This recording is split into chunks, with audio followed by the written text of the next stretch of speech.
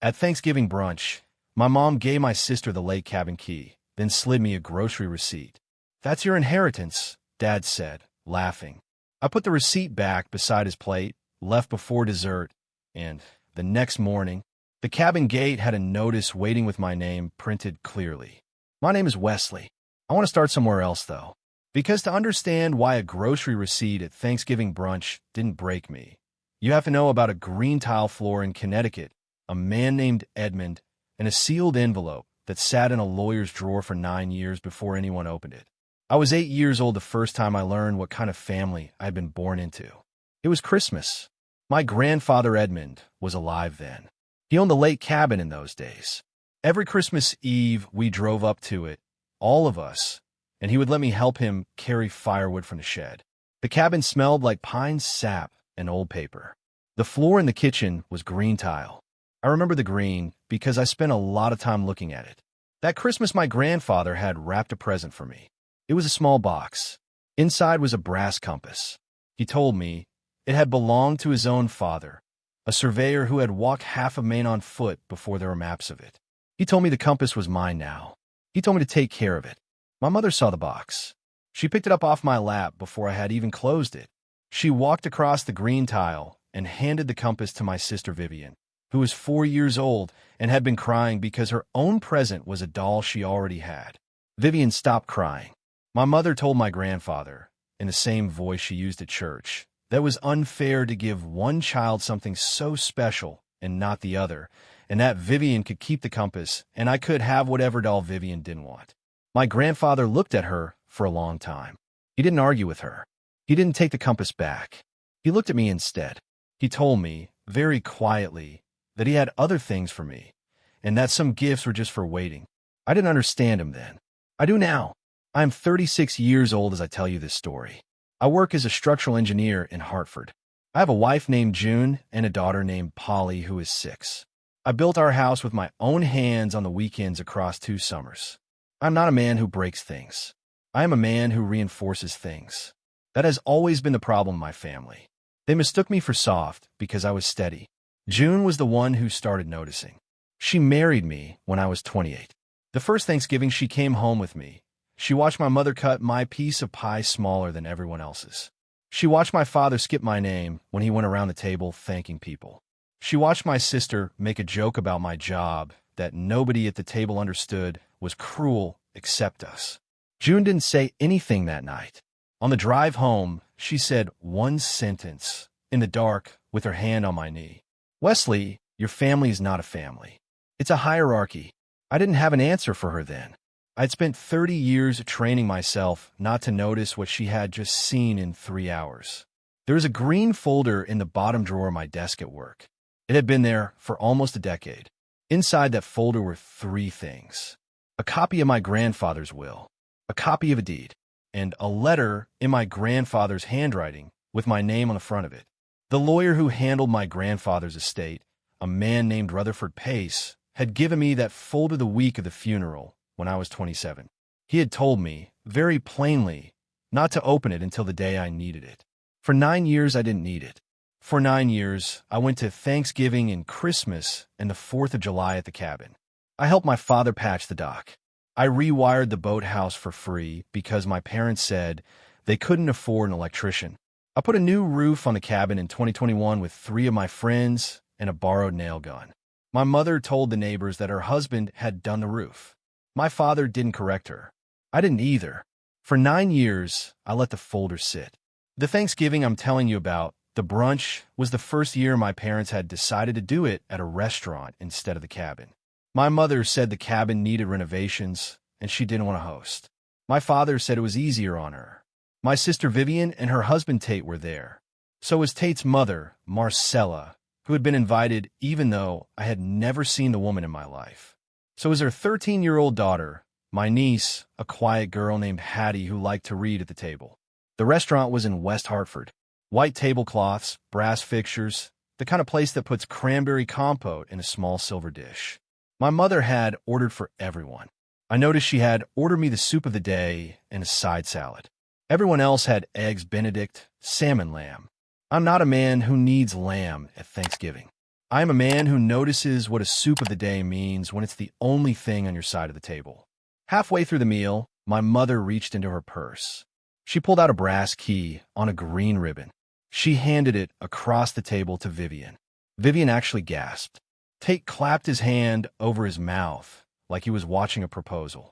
My mother said, very loudly, that the cabin had always been meant for Vivian, that the family understood that, and that she wanted to give it to her now, while she was alive, to see her grandchildren enjoy it.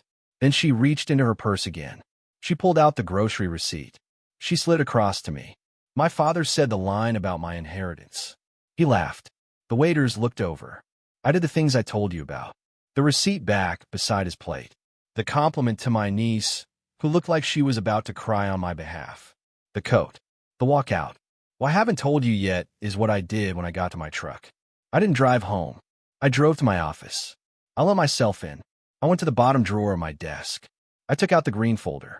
I read the will my grandfather had written 9 years before he died. I read the deed. I opened the letter. The letter was short. It said that Edmund had spent his life watching his daughter, my mother, use love as a contract. He said he had hoped she would change. He said she had not. He said the cabin had been deeded into a trust in 2014, and that I was the sole beneficiary of that trust, and that the trust had been recorded with the county on a Tuesday in October when my mother and father were on a cruise. He said he had told no one. He said he had paid Rutherford Pace a retainer to defend the deed if it was ever challenged. He said the trust would activate on the day I chose to activate it.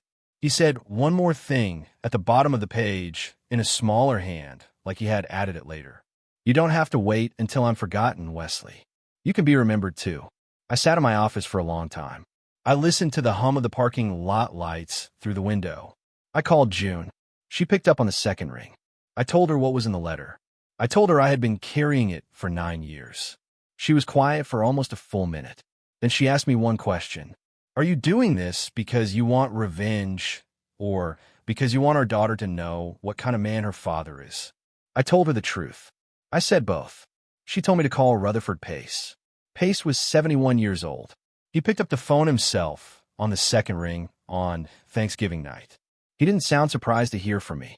He told me he had been waiting a long time. He asked me what I wanted to do. I told him.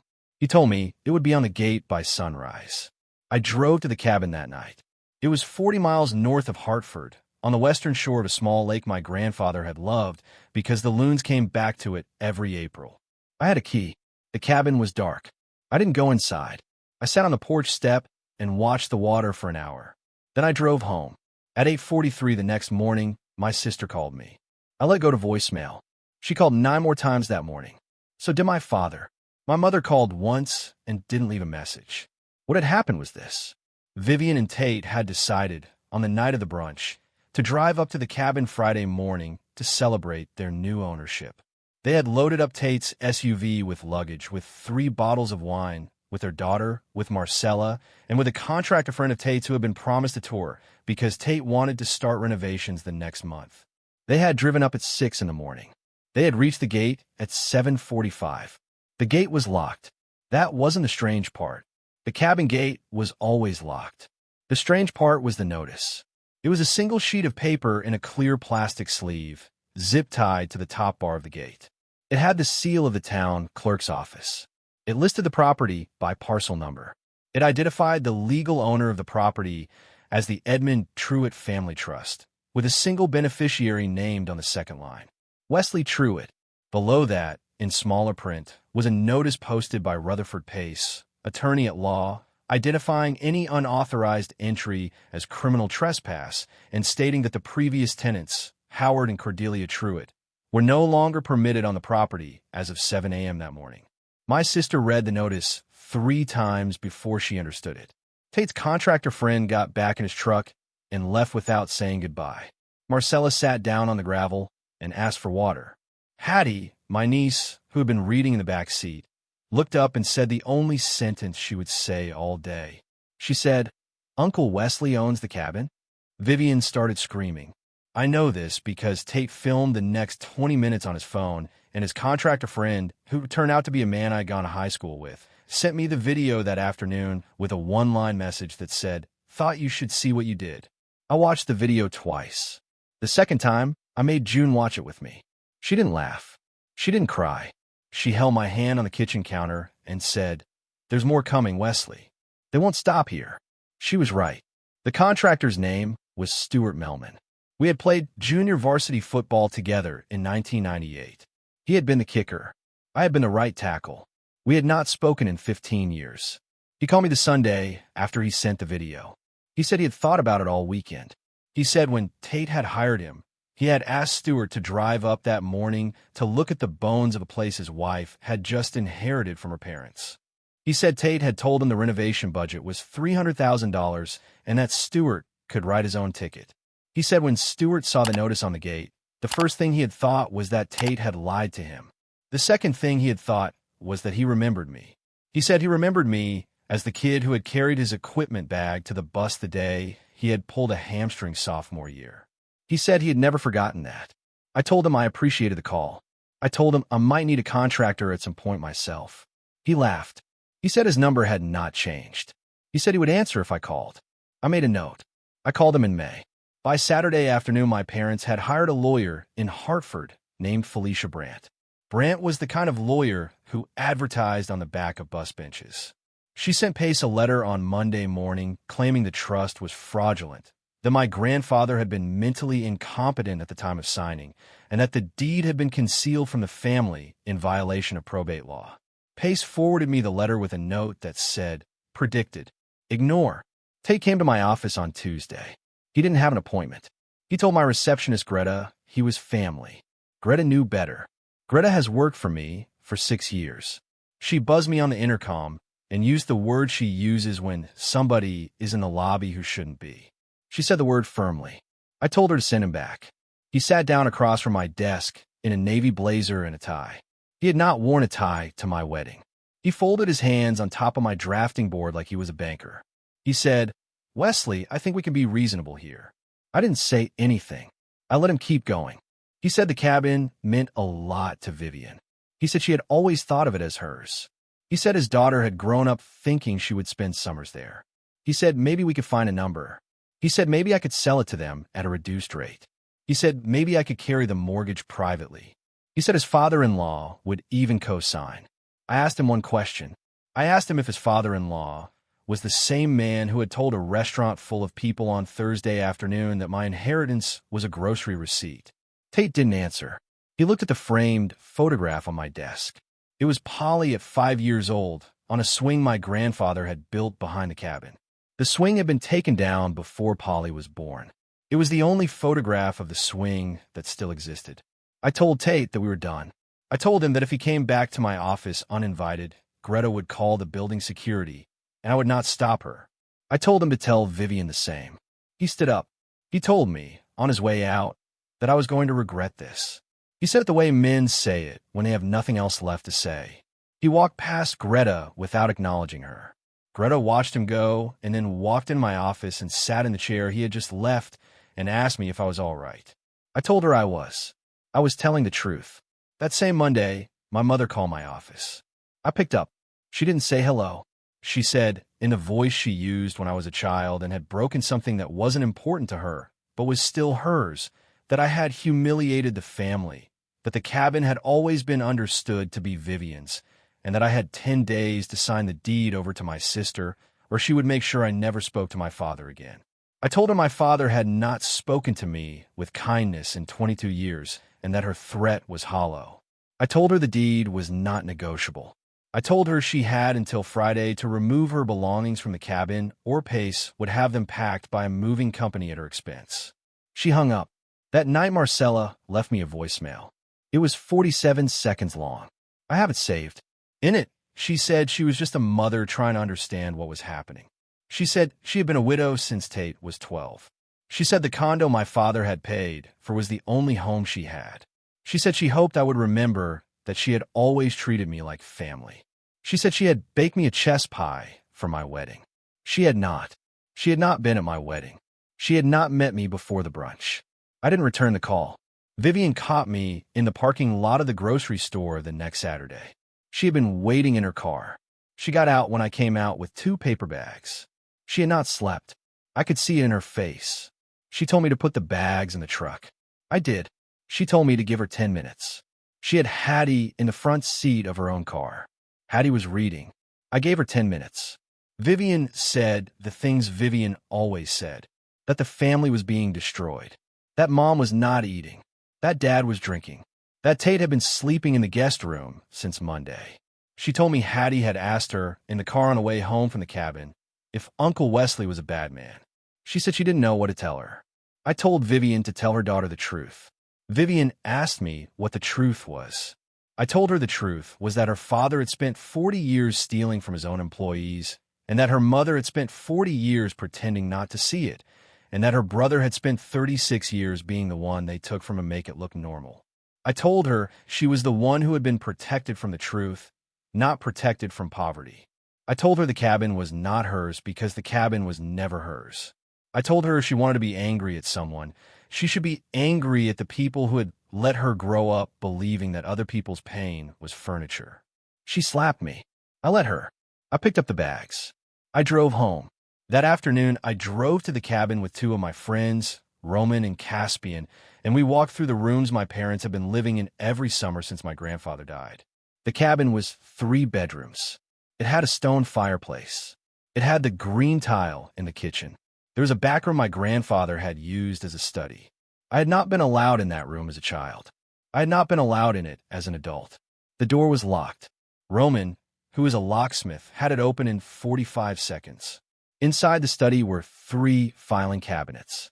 They were not my grandfather's filing cabinets. They were my father's. He had moved his business records into the cabin sometime after Edmund died, and had kept them there, behind a locked door, for 9 years. I want to be careful with what I tell you next, because everything I'm about to describe is now part of a federal case, and I have been asked by the U.S. Attorney's Office in New Haven not to discuss certain details. But I can tell you the shape of what we found. My father, Howard, owned a small construction company. He had owned it for 40 years. He was 68 years old. The company built single-family homes in Litchfield County. He employed 11 people. On paper, the business cleared about $400,000 a year. In the filing cabinets in the back room of the cabin, there were ledgers that did not match the books my father filed with the IRS. There were envelopes of cash receipts from clients who had paid in cash and never been declared. There were 3 sets of invoices for the same job, billed to 3 different clients on 3 different dates. There were checks from a company in Stanford that did not exist.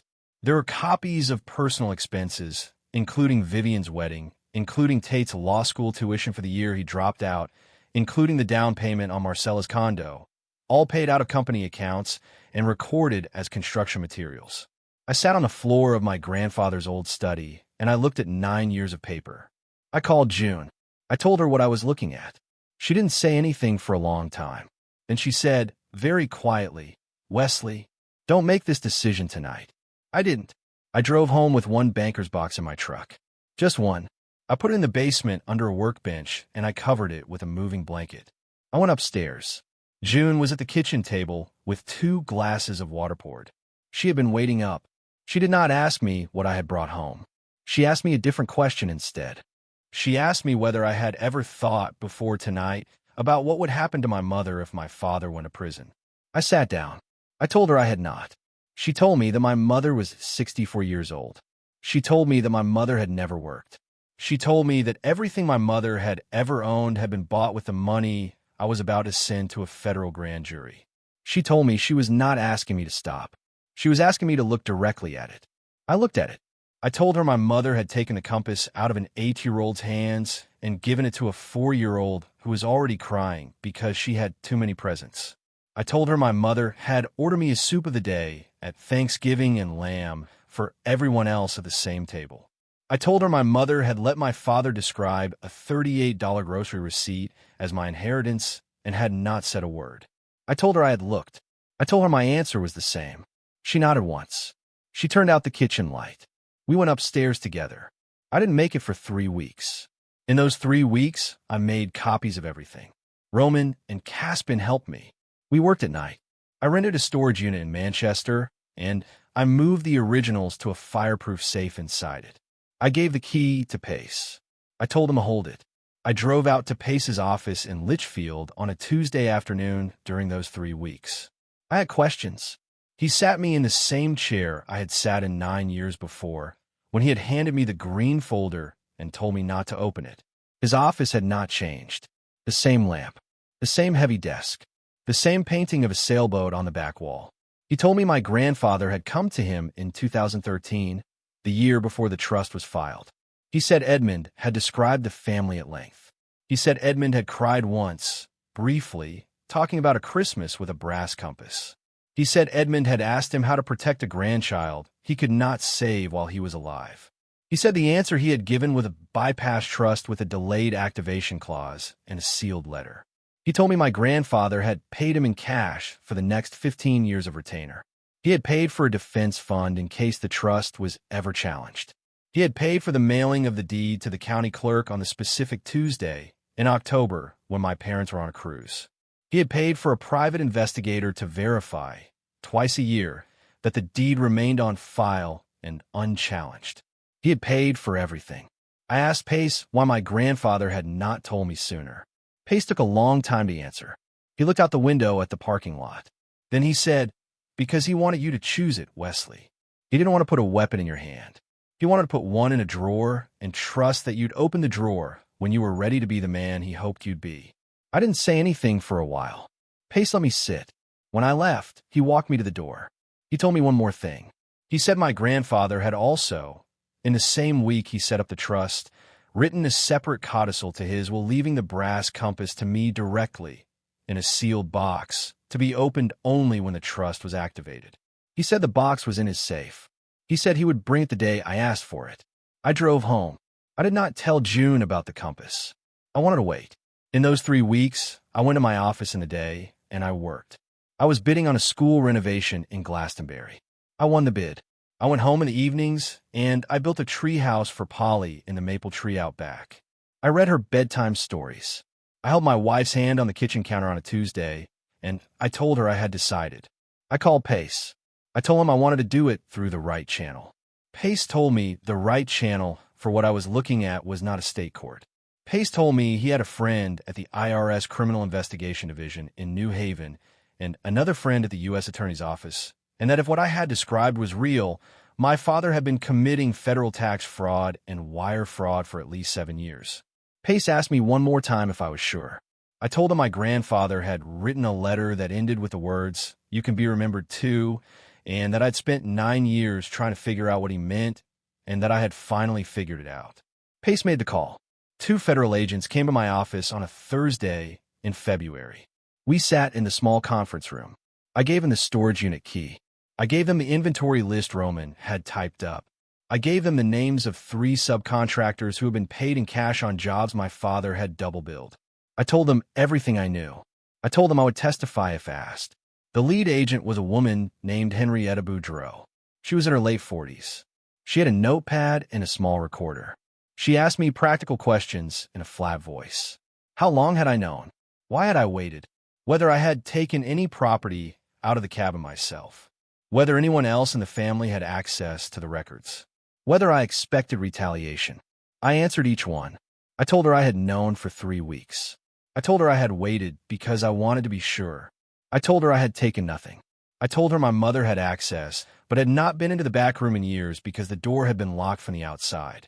I told her I expected retaliation in the form of lawsuits and family harassment, but not violence. She wrote that down.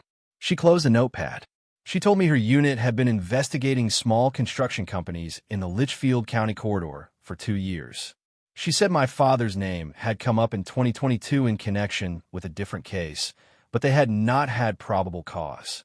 She said what I had brought them was probable cause. She asked me one more question off the record with the recorder turned off. She asked me whether my mother had known. I told her my mother had known something. I told her I did not know how much. I told her I was not asking the federal government to make my family decisions for me. She nodded. She told me that was the right answer. I went home that night, and I told June and Polly that we were going to my parents' house on Saturday for a family meeting.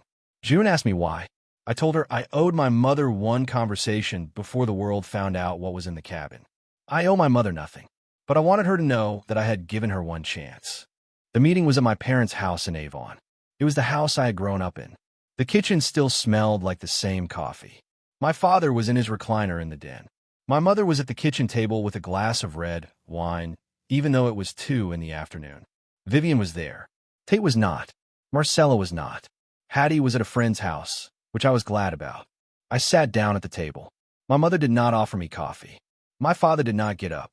I told them, in plain language, what I had found in the back room of the cabin. I told them I had given the records to a federal agent. I told them my father would likely be indicted within 90 days. I told them the U.S. Attorney's Office would freeze the company's accounts as soon as the indictment was unsealed. I told them the personal expenses paid out of those accounts would be clawed back as part of restitution, including Vivian's wedding, including Tate's tuition, including Marcella's condo down payment. My father stood up out of his recliner for the first time in the conversation. His face was the color of old brick. He told me I was not his son. He told me I was a snitch. He told me my grandfather would be ashamed of me. I waited until he was finished. Then I said the only thing I'd come to say. I said, "My grandfather hated you, Dad." He told me, so when I was 8. The reason I'm the only beneficiary of his trust is that he watched you take a compass out of an 8-year-old's hands and give it to a 4-year-old who didn't want it. He never forgave you for that. He told me, in a letter you've never read, that the cabin was the only thing he could give me that you couldn't take. So you can call me a snitch. But before you call me one, you should know that you stopped being his son a long time before you stopped being mine. My mother started crying. Vivian started screaming again. She told me I was destroying the family. She told me Hattie would grow up without a grandfather. She told me Tate was going to have to sell the condo. She told me she had never done anything to me. She told me that Compass story was made up. She told me I was sick. I let her finish. Then I told her one thing. I told her that the storage unit in Manchester also contained the original copies of 3 life insurance policies my father had taken out on me when I was 19, naming Vivian as the beneficiary. I told her the policies had been paid quietly out of the business account for 17 years. I told her the agents already had copies. I told her if she wanted to know what kind of family we were, she should ask herself why her parents had insured her brother's life and made her the person who collected. Vivian stopped screaming. She sat down at the kitchen table. She put her face in her hands. I stood up. I kissed my mother on the top of her head, the way I had as a child, because I knew I would not do it again. I left. The indictment came down 4 months later. My father was charged with 7 counts of tax fraud, 3 counts of wire fraud, and 1 count of money laundering. He pleaded guilty to 4 counts in exchange for the others being dropped. He was sentenced to 38 months in federal prison and 3 years of supervised release. The court ordered restitution of $1.1 million. Vivian and Tate were forced to refinance the condo, sell their car, and move into a rental in West Hartford. Marcella moved back in with her son, Tate's older brother, in Springfield. The construction company was dissolved. The 11 employees, who I had grown up calling uncles, were given 3 weeks of severance out of the receiver's account before the lights went off. My mother was not charged. The agents told me her name was on nothing. She had been smart in that one specific way her whole life. She moved out of the Avon house in August. She rented a 1-bedroom apartment in Bristol. She wrote me a letter that fall. The letter was 4 pages long. It contained no apology. It contained a request that I sell the cabin and split the proceeds with her, since she had been married to Edmund's daughter and was therefore entitled to 1/4 of the estate by tradition. I burned the letter in my fireplace. June watched me do it.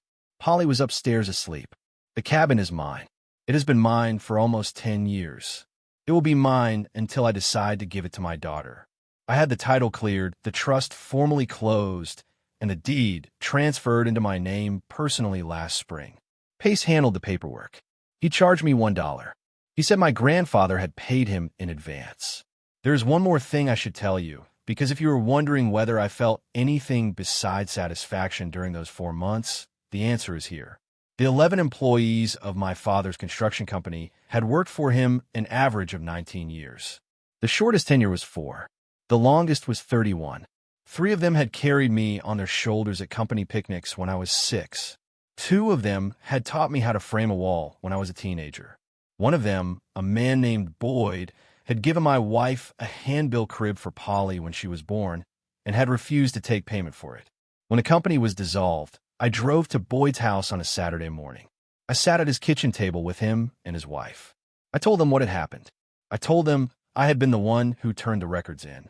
I told them I knew my father owed every one of them more than the receiver would pay them in severance.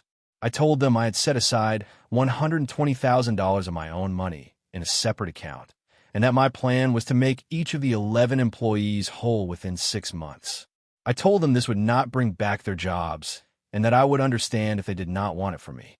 Boyd looked at his wife. His wife was crying. Boyd was not.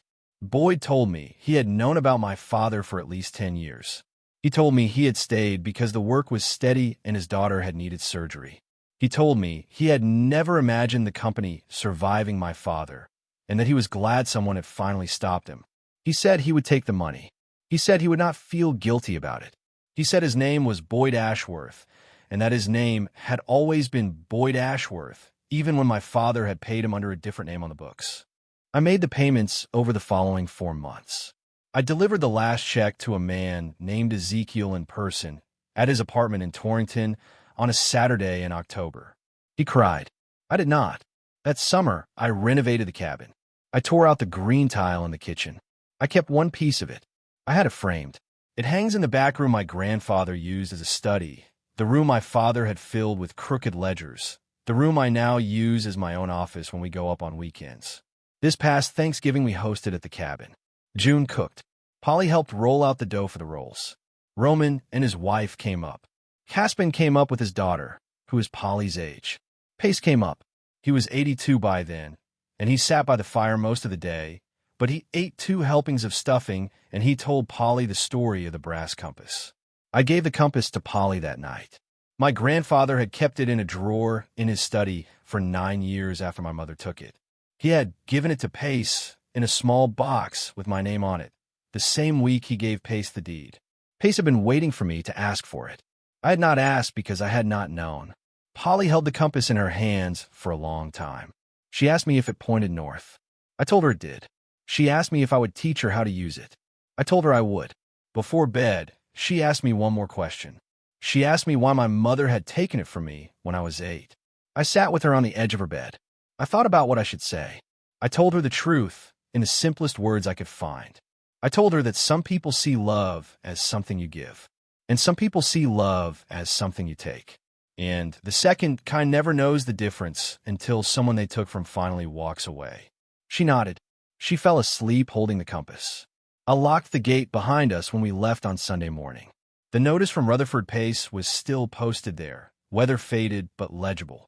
I had decided to leave it up. Not because I needed it anymore, but because I wanted it to be the last thing my mother saw if she ever drove up that road again. She is not. If you've ever been the quiet child in the family, the one who built things instead of breaking them, the one who paid the bills nobody noticed and got the smallest piece of pie at every dinner, I want to ask you one thing. What did your grandparents see in you that your parents refused to? Tell me in a comment. I read them. And subscribe before you go, because there are more stories like this coming, and because somebody in your family probably needs to hear one of them more than you do. My name is Wesley. The cabin is mine. The compass points north.